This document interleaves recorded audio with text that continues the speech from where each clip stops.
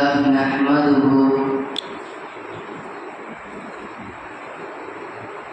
ونصلي على رسوله رسول الكريم وما توفيقي إلا بالله لا حول ولا قوة إلا بالله العظيم سبحانك لا علم